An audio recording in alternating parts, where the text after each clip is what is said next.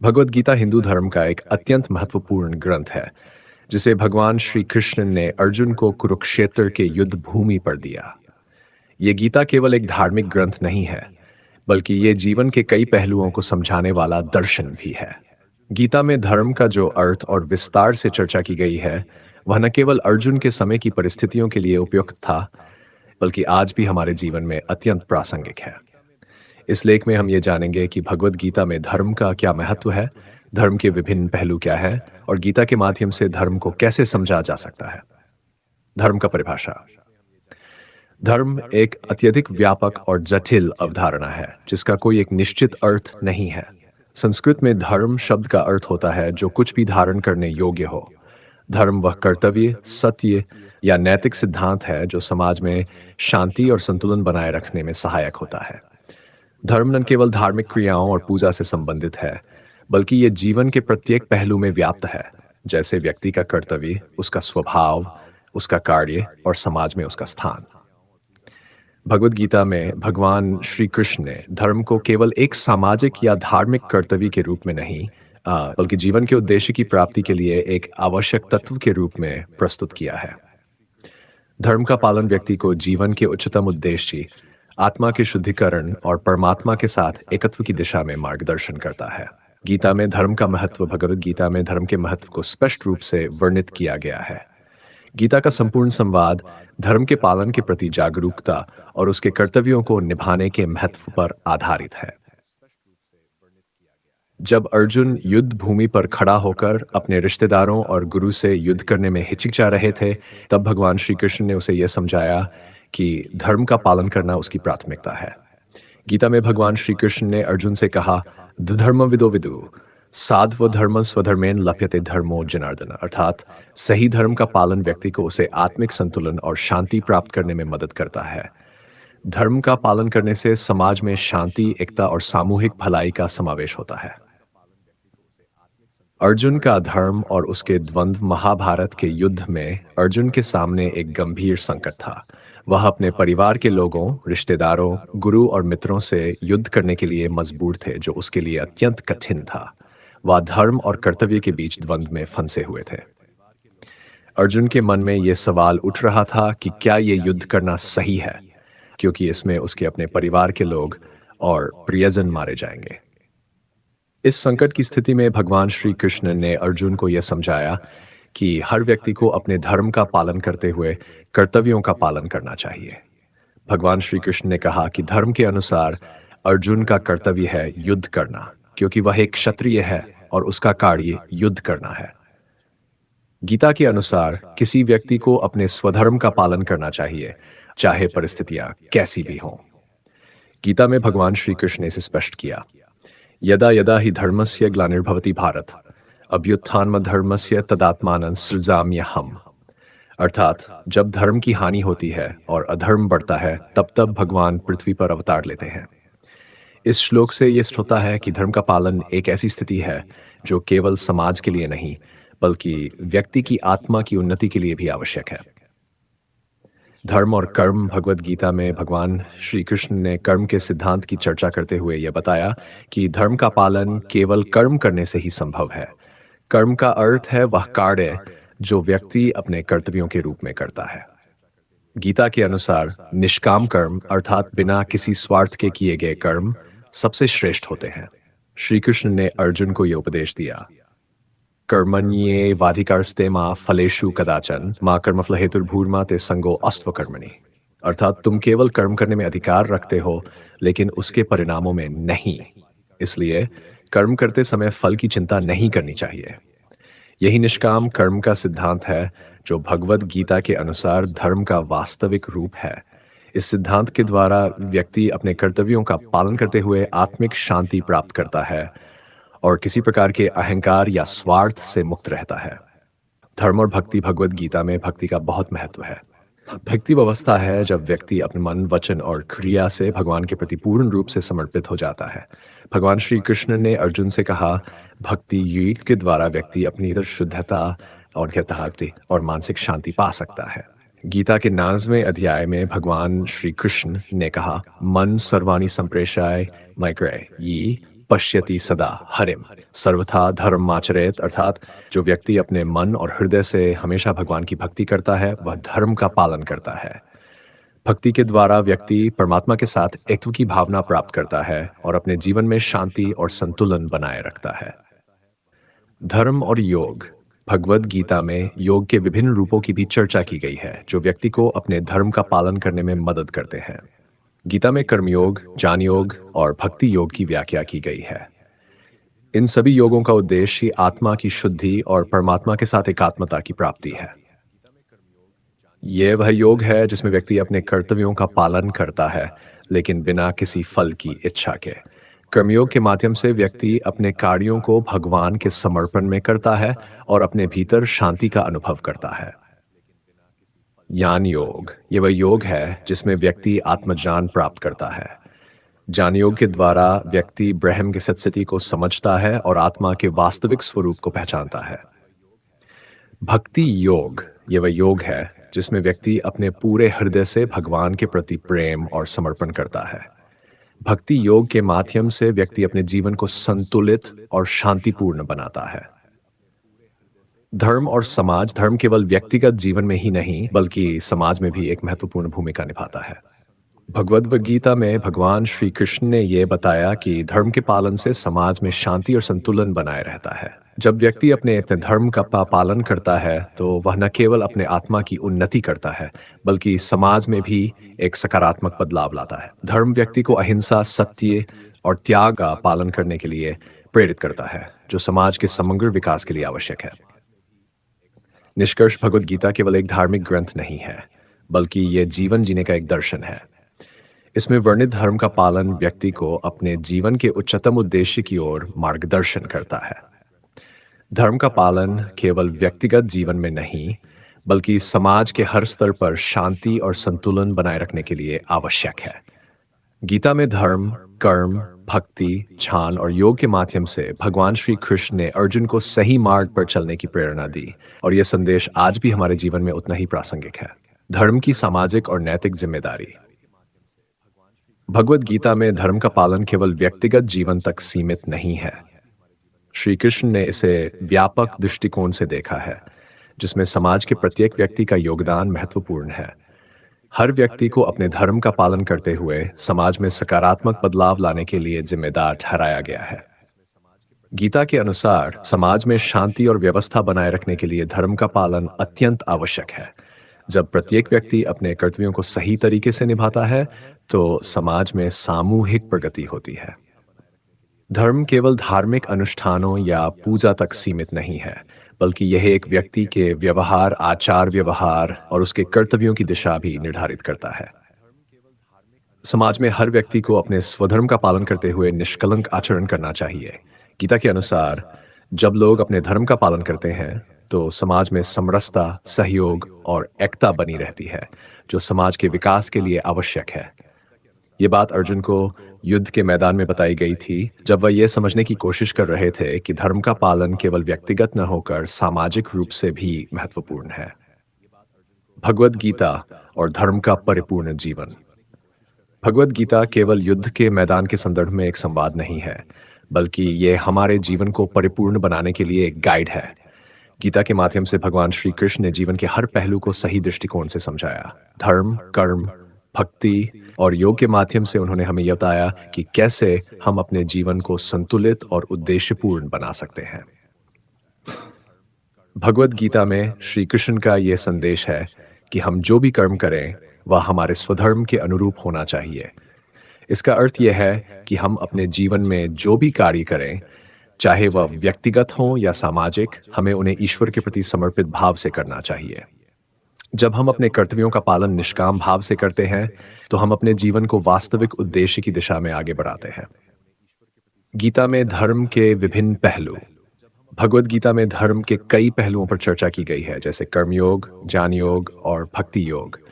इन सभी का उद्देश्य जीवन को शुद्ध, संतुलित और समृद्ध बनाना है। कर्मयोग।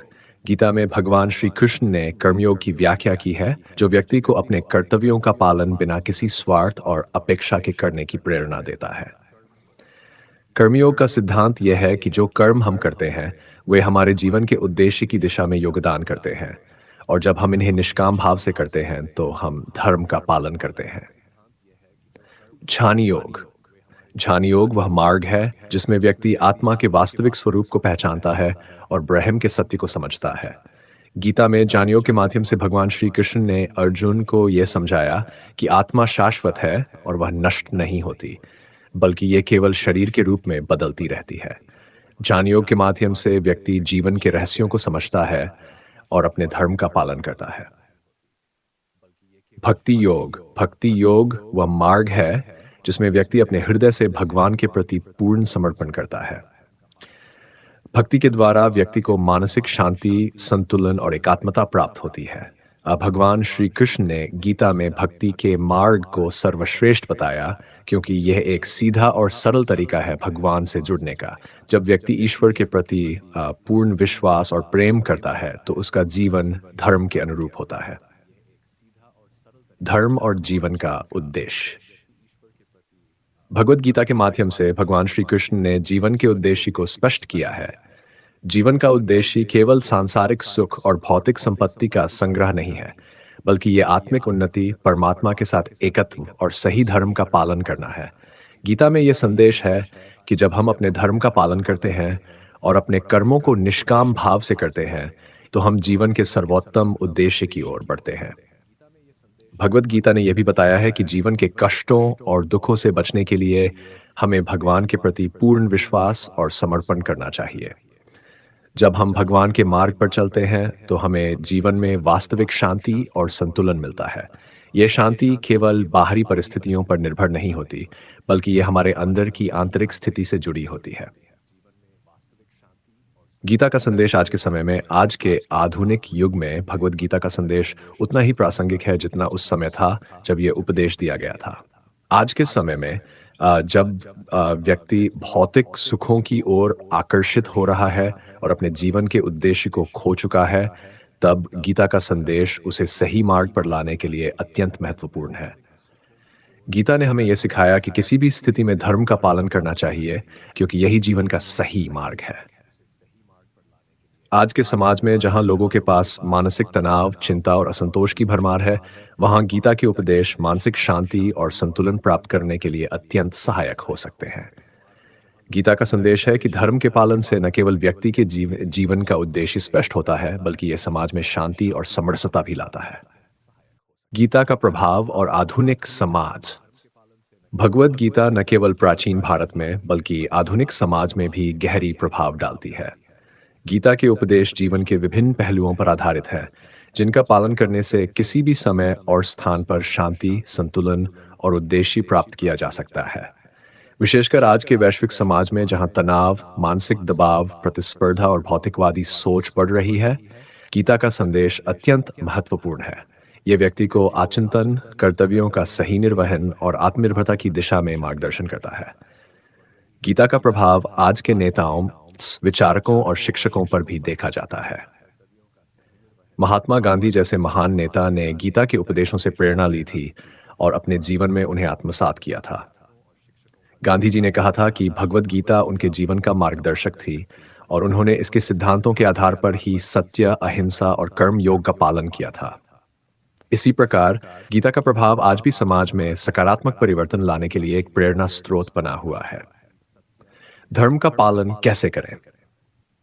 भगवत गीता में धर्म के पालन के लिए कोई कठोर नियम नहीं बताए गए हैं, बल्कि ये व्यक्ति की आंतरिक अवस्था और उसकी समझ पर निर्भर करता है।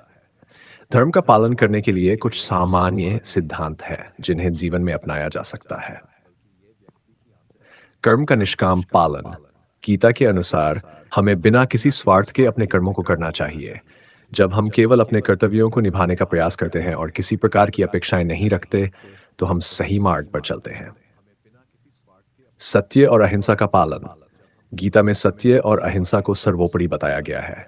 हमें अपने आचार व्यवहार में सत्य बोलने और अहिंसा का पालन करना चाहिए, जिससे हमारे कर्म पवित्र और धर्म के अनुसार हों। ध्यान और साधना। गीता में ध्यान और साधना को भी एक महत्वपूर्ण साधन माना गया है। जीवन में शांति और संतुलन पाने के लिए हमें नियमित ध्यान और साधना करनी चाहिए, जिससे हमारी मानसिक स्थिति स्थिर और शांत रहे। भक्ति और समर्पण। भक्ति योग के माध्यम से हम भगवान के प्रति अपनी श्रद्धा और समर्पण को बढ़ा सकते हैं। गीता में भगवान श्री कृष्ण ने बताया है कि परमात्मा के प्रति समर्पण करने से हम अपने जीवन में शांति और संतुलन पा सकते हैं। स्वधर्म का पालन। गीता में भगवान श्री कृष्ण ने यह भी कहा है कि व्यक्ति को अपने स्वधर्म का पालन करना चाहिए। अगर हम अपने स्वधर्म का पालन करते हैं तो हम जीवन में सही मार्ग पर चल सकते हैं और जीवन के उद्देश्य को प्राप्त कर सकते हैं। गीता में शांति और संतुलन की अवधारणा। भगवद गीता में जीवन के प्रत्येक पहलू में शांति और संतुलन की बात की गई है। ये केवल बाहरी शांति तक सीमित नहीं है, बल्कि ये मानसिक और आंतरिक शांति का संदेश भी है। गीता के अनुसार व्यक्ति को जीवन के किसी भी कार्य में संतुलन बनाए रखना चाहिए, चाहे वह कर्म हो, विचार हो या भावना हो, सभी में एक संतुलन होना चाहिए। गोष्ठी और उपदेश के अलावा गीता में ध्यान और साधना के माध्यम से भी आंतरिक शांति प्राप्त करने का मार्ग बताया गया है। जब व्यक्ति अपने आंतरिक विचारों और भावनाओं को नियंत्रित करता है तो वह बाहरी दुनिया में भी शांति पा सकता है। गीता के अनुसार आत्मा शाश्वत और अमर है, और जब व्यक्ति इस सत्य को समझता है तो वह अपने जीवन में संतुलन और शांति को प्राप्त करता है। यही कारण है कि गीता आज भी मानवता के लिए एक अमूल्य धरोहर है। गीता और जीवन का उद्देश्य। भगवद गीता का सबसे महत्वपूर्ण संदेश जीवन के उद्देश्य से संबंधित है। गीता में श्री कृष्ण ने जीवन के सत्य और उद्देश्य की चर्चा की है। जीवन का उद्देश्य केवल सांसारिक सुखों को प्राप्त करना नहीं है, बल्कि यह आत्मा के शुद्धिकरण और परमात्मा के साथ एकत्व प्राप्त करना है। गीता के अनुसार जब व्यक्ति अपने कर्तव्यों का पालन करता है और कर्मों को निष्काम भाव से करता है तो वह अपने जीवन के उद्देश्य की ओर बढ़ता है। गीता ने यह भी बताया कि व्यक्ति को अपने कार्यों में राग और द्वेष से मुक्त रहकर काम करना चाहिए, ताकि उसका जीवन संतुलित और उद्देश्यपूर्ण हो। भगवान श्री कृष्ण ने यह भी कहा कि आत्मा शाश्वत है और शरीर केवल एक अस्थायी आवरण है। इस प्रकार जीवन का उद्देश्य केवल भौतिक सुखों तक सीमित नहीं है, बल्कि यह आत्मा के साथ ब्रह्मा के सत्य का अनुभव करने और परमात्मा के साथ एकात्मता प्राप्त करने से जुड़ा है। भगवद गीता धर्म, कर्म, भक्ति और योग के माध्यम से जीवन जीने के सर्वोत्तम तरीकों की सिखाती है। यह हमें यह समझने का अवसर देती है कि जीवन के कठिन क्षणों में भी अगर हम धर्म का पालन करते हैं और अपने कर्तव्यों का सही तरीके से निर्वहन करते हैं तो हम न केवल अपने जीवन को संतुलित और उद्देश्यपूर्ण बना सकते हैं, बल्कि समाज में शांति और समृद्धि भी ला सकते हैं। गीता का संदेश आज भी उतना ही प्रासंगिक है जितना हजारों साल पहले था। भगवद गीता का संदेश जीवन के विभिन्न पहलुओं के लिए। भगवद गीता का संदेश जीवन के हर पहलू को उजागर करता है, चाहे वह व्यक्तिगत, सामाजिक, आध्यात्मिक या भौतिक जीवन हो। इस ग्रंथ के उपदेश समय, स्थान, परिस्थिति और काल से परे हैं। वे हर युग और हर समाज के लिए प्रासंगिक हैं। गीता हमें सिखाती है कि जीवन के किसी भी क्षेत्र में सफलता प्राप्त करने के लिए हमें अपने कर्मों में धर्म, सत्य और नैतिकता का पालन करना चाहिए। इसके माध्यम से हम मानसिक शांति, संतुलन और आत्मिक उन्नति की ओर बढ़ सकते हैं। जीवन के उद्देश्य की खोज। भगवद गीता में भगवान श्री कृष्ण ने अर्जुन को जीवन के उद्देश्य के बारे में बताया और यह स्पष्ट किया कि जीवन का मुख्य उद्देश्य केवल भौतिक सुखों की प्राप्ति नहीं है। वास्तविक उद्देश्य आत्मा के शुद्धिकरण और परमात्मा के साथ एकत्व है। गीता में यह भी कहा गया है कि आत्मा शाश्वत है और यह शरीर के विनाश के बाद भी जीवित रहती है। इस दृष्टिकोण से जीवन का उद्देश्य आत्मा की यात्रा और भगवान के साथ आत्म साक्षात्कार है। गीता ने यह भी सिखाया कि मनुष्य को अपने कर्मों में अपने स्वधर्म का पालन करना चाहिए और निष्काम भाव से कर्म करने पर उसे सफलता और संतोष मिलता है। जब व्यक्ति अपने कर्मों को निष्कलंक भाव से करता है तब वह जीवन के वास्तविक उद्देश्य की ओर अग्रसर होता है। यह उसे आत्मिक शांति और संतुलन प्राप्त करने में मदद करता है। कर्म और भक्ति का समन्वय। भगवद गीता के उपदेशों में कर्म और भक्ति का अद्भुत समन्वय है। गीता ने यह बताया है कि व्यक्ति को अपने कर्तव्यों का पालन भक्ति भाव से करना चाहिए। निष्काम कर्म और भक्ति योग एक साथ मिलकर के जीवन को संतुलित और उद्देश्यपूर्ण बनाते हैं। श्री कृष्ण ने यह भी कहा कि भक्ति के माध्यम से व्यक्ति भगवान से जुड़ता है और उसके द्वारा किए गए सभी कर्म ईश्वर के प्रति समर्पित हो जाते हैं। भक्ति योग का पालन करते हुए व्यक्ति को अपने कार्यों में निष्कलंक निष्ठा और विश्वास रखना चाहिए। भक्ति का उद्देश्य केवल भगवान के प्रति प्रेम और समर्पण है। और जब यह समर्पण निष्काम और ईश्वर के प्रति पूर्ण विश्वास के साथ होता है, तो यह व्यक्ति को जीवन की वास्तविकता से जोड़ता है और उसे परमात्मा के साथ एकात्मता का अनुभव कराता है। गीता का आध्यात्मिक दृष्टिकोण भगवद गीता केवल एक धार्मिक ग्रंथ नहीं है, बल्कि यह एक आध्यात्मिक मार्गदर्शिका है जो जीवन के हर क्षेत्र में व्यक्ति को सफलता और शांति प्राप्त करने के लिए दिशा प्रदान करती है। गीता का आध्यात्मिक दृष्टिकोण यह है कि हमें अपने शरीर और भौतिक सुखों से परे अपनी आत्मा को पहचानने की आवश्यकता है। जब हम अपनी आत्मा के वास्तविक स्वरूप को समझते हैं, तो हमें जीवन के कष्टों और दुखों से मुक्ति मिलती है। गीता में श्री कृष्ण ने अर्जुन से कहा कि जीवन में हर कर्म को भगवान के प्रति समर्पण के रूप में करना चाहिए, जिससे जीवन में शांति, संतुलन और एकात्मता बनी रहती है। आध्यात्मिक दृष्टिकोण से गीता ये सिखाती है कि हमें अपने जीवन में आत्मज्ञान और आत्मनिर्भरता प्राप्त करने के लिए प्रयत्नशील रहना चाहिए। भगवद गीता और मनुष्य का आत्मविकास। भगवद गीता का एक महत्वपूर्ण पहलू है कि यह व्यक्ति के आत्मविकास की दिशा में मार्गदर्शन करती है। गीता हमें सिखाती है कि आत्मविकास केवल भौतिक संपत्ति या बाहरी सफलता तक सीमित नहीं है, बल्कि यह हमारे अंदर की आंतरिक स्थिति, मानसिक शांति और आत्मिक उन्नति से जुड़ा हुआ है। गीता के अनुसार हम अपने आत्मविकास के लिए सबसे पहले अपने मन और इंद्रियों को नियंत्रित करना सीखें। क्योंकि जब हमारा मन शांत और स्थिर होता है, तो हम जीवन के हर क्षेत्र में सफल हो सकते हैं। गीता में श्री कृष्ण ने यह बताया कि एक व्यक्ति को अपने कर्मों में निरंतर प्रयास करते रहना चाहिए, लेकिन बिना किसी स्वार्थ या अपेक्षा के। आत्मविकास का यह सिद्धांत जीवन में संतुलन और शांति की प्राप्ति के लिए आवश्यक है। यदि हम अपने कर्मों में ईश्वर के प्रति समर्पण और निष्कलंक भाव से कार्य करते हैं, तो हमारा आत्मविकास स्वाभाविक रूप से होता है। गीता और समाज के प्रति जिम्मेदारी। भगवद गीता केवल व्यक्तिगत जीवन के लिए नहीं, बल्कि समाज के प्रति हमारी जिम्मेदारी को भी रेखांकित करती है। गीता में श्री कृष्ण ने अर्जुन को यह बताया कि व्यक्ति को केवल अपनी उन्नति नहीं, बल्कि समाज की भी उन्नति के लिए कार्य करना चाहिए। समाज के प्रति कर्तव्यों का पालन करना, दूसरों की भलाई की चिंता करना और अपने आचरण से समाज में सकारात्मक परिवर्तन लाना, ये गीता का मुख्य संदेश है। गीता का यह संदेश हमें यह सिखाता है कि समाज में हमारे कार्यों का प्रभाव केवल व्यक्तिगत स्तर पर नहीं, बल्कि समग्र समुदाय पर भी पड़ता है।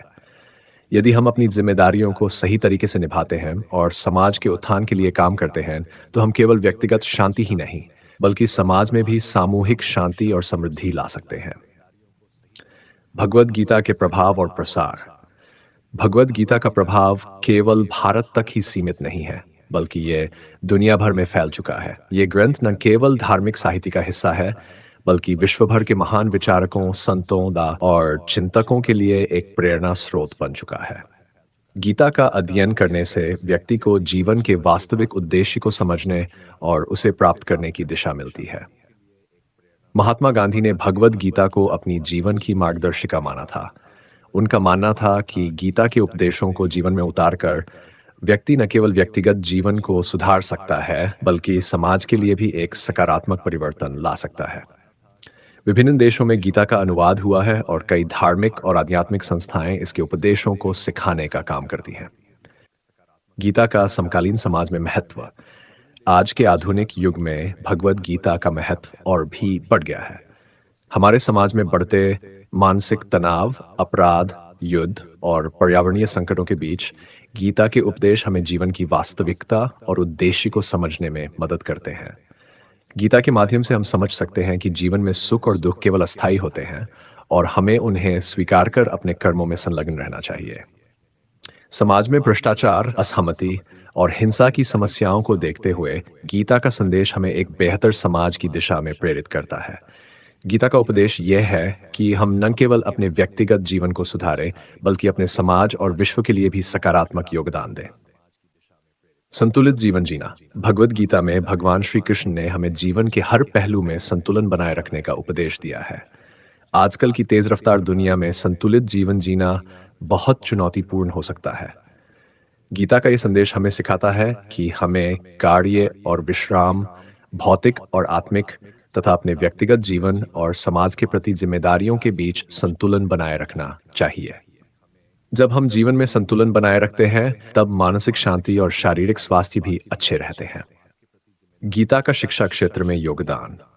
भगवद गीता का योगदान केवल व्यक्तिगत जीवन में ही नहीं, बल्कि शिक्षा के क्षेत्र में भी महत्वपूर्ण है।